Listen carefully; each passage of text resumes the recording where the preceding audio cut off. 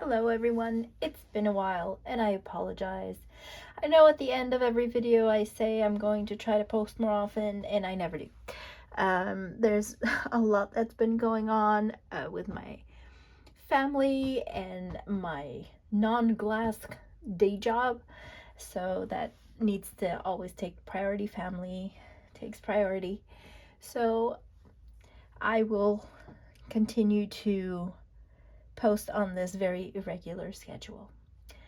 Also, I had 3 videos in the making, and they all turned out into disasters because I usually try something for the first time on camera.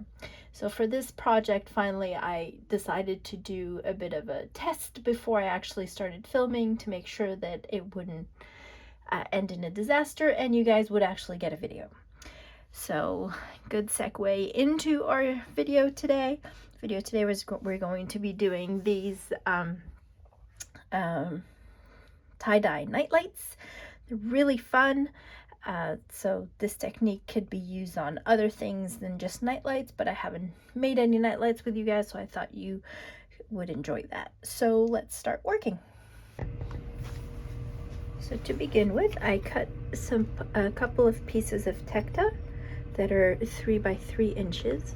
You don't need it to be too much bigger than this, because as you can see, here's the nightlight that I'm going to be using.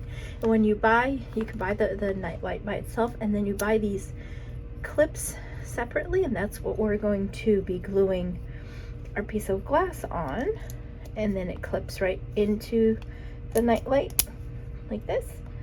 And if you take your piece of 3 by 3 and you place it over like this, see, it's already quite large with regards to how big the light bulb and the whole nightlight is. So you don't need to make it much bigger than this. You could if you wanted to, but you also have to keep in mind that you don't want your glass to be too heavy on your nightlight.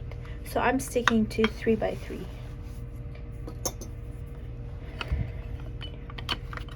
I'm going to be using frit powders for this. I'm going to be using a rainbow array of frit powders. So the first one is my red opalescent, followed by tangerine orange opalescent, sunflower yellow opalescent, light aventurine green transparent, periwinkle opalescent, and plum striker opalescent. So you'll notice I have 5 out of 6 of my powders are opalescent and 1 is transparent. Is it gonna look weird? Not really, because we're not using a very large amount of the powder, and because of this, because the amount is so thin put on over tecta, which is clear transparent, those opalescents will all show up pretty much as transparents as well. Because what we don't want something too opalescent, or else the light is not going to go through.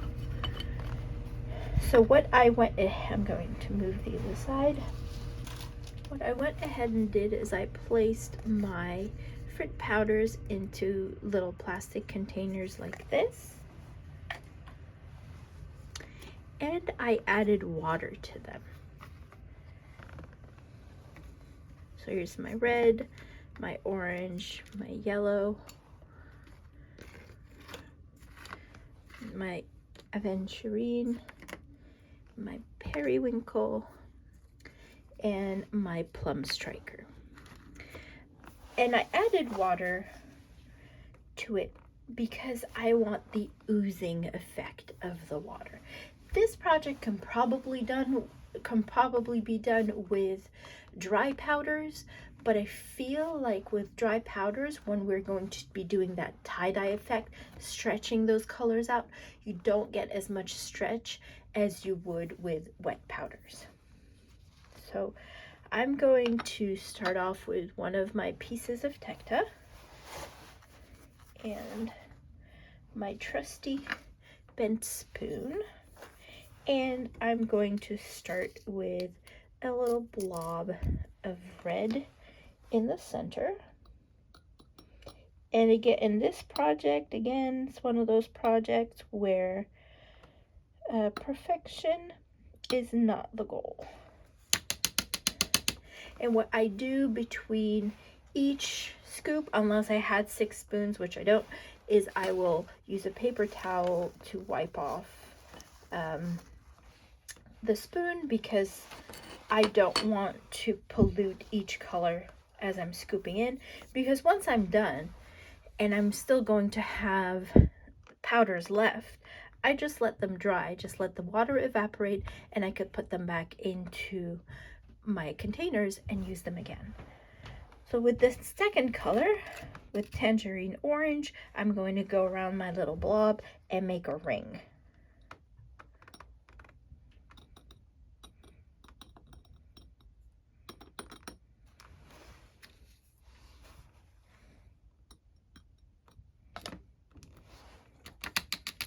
And I'm just going to go around with each color and continue making concentric rings around and around and around.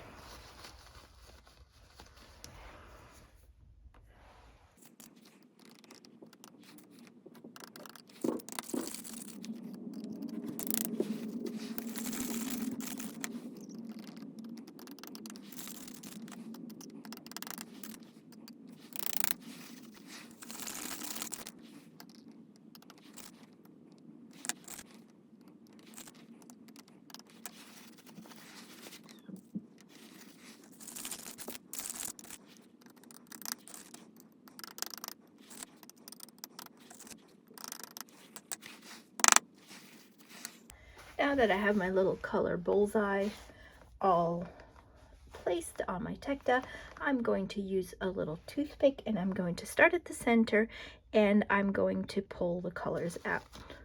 See how they ooze into each other? I'm going to start off with just doing lines going out, and I am wiping my toothpick between each line.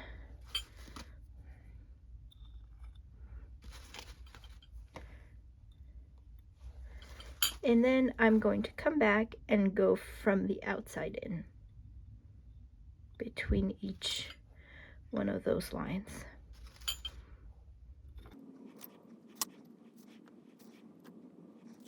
So that's it. That's all we need. I'm going to let this dry overnight, and once it's completely dry, then we can fire it. I'll make another design where I'm just going to put lines that go across, and then I'll rake through them again like I did.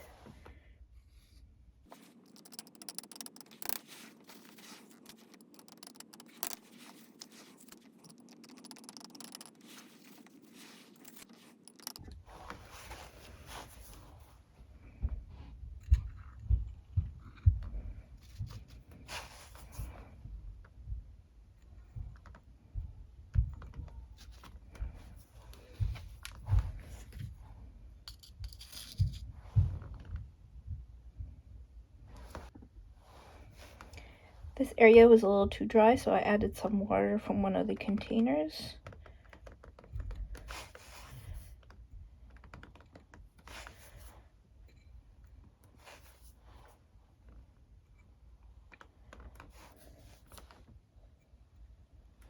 See, what you don't want to do is spray this with water, because then the frit is just going to go everywhere.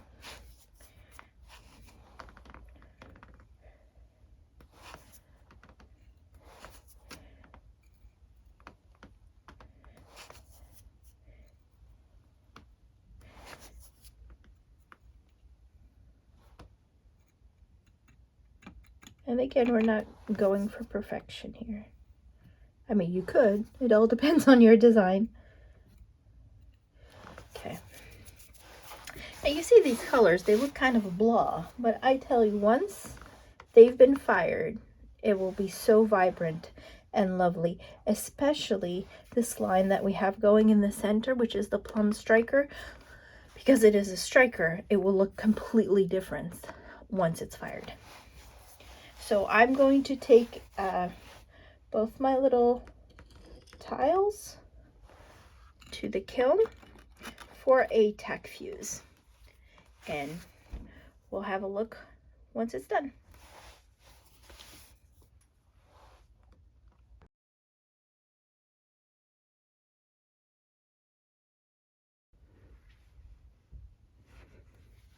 Here are our two pieces out of the kiln, and I really love how they came out. Super bright, great colors. And as you can see, you could still see my hand through it, so it still has that transparent quality to it. So not just the aventurine that's transparent. And I do love aventurine. I love using it. It's got that sparkle, so it's really nice. Oh no, my eyeball fell. I like to keep my eye on you guys while I film. Behind the scenes, I had made this other piece too. And what I did with this one is I draped it over a form to give it a slight curve, just to give it just a bit of a change in the design.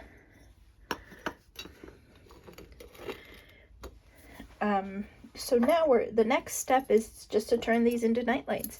So I have these clips that I showed earlier in the video that I'm just going to glue on the back of these pieces of glass. And as you see, when they clip on to the nightlight and you put it on, you don't want your piece of glass to extend past this bottom bit. So you really want to align that with the bottom. And for this one, since it's curved, I went ahead and actually bent the piece a little bit so it would fit snugly inside the piece of glass. So this one you'll see is a bit curved, and that one is still straight.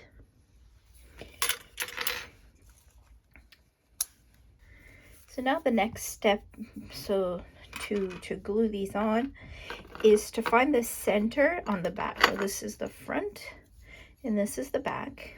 The back, because it was on a piece of papyrus, is a little more textured, and here is a little shinier.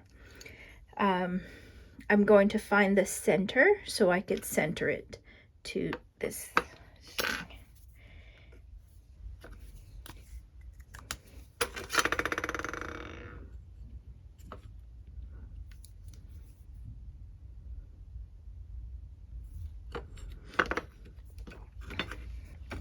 I also marked the center of these little clips on the inside because that's what I will be aligning with my little mark.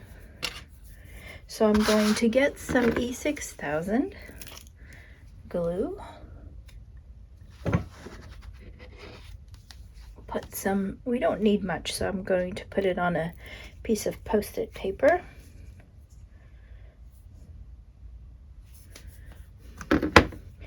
Going to grab my trusty toothpick.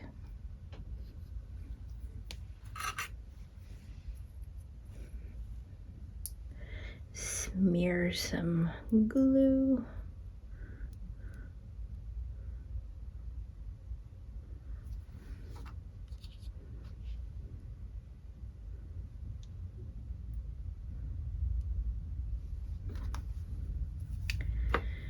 And then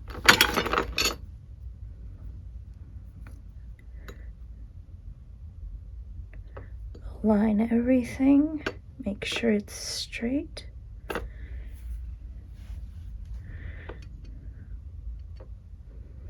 And then I'm just going to tape it down so that it doesn't move.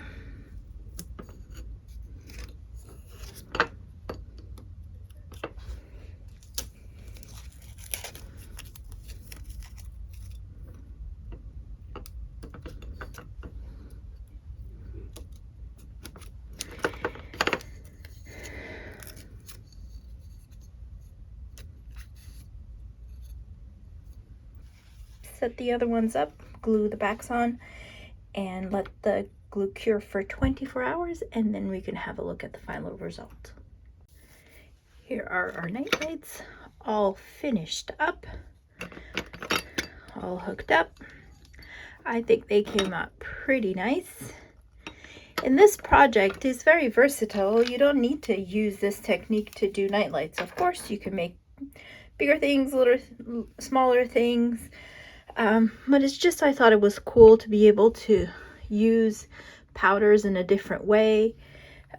By adding the water, you get more of that stretch and those colors going into each other. So yeah, so I'm going to leave you with some pictures to see what it looks like with the light turned off. I hope you enjoyed this project, and I know it's been a while since my last video, but there's a lot going on right now, and I try to upload as much as I can.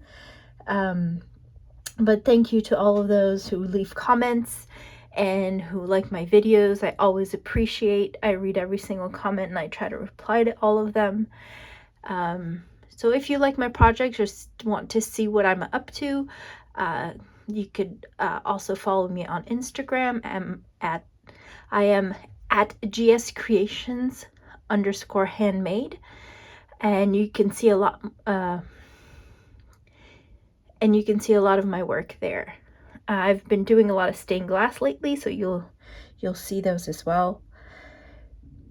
Here's hoping that my next video won't take so long. See you guys next time. Bye.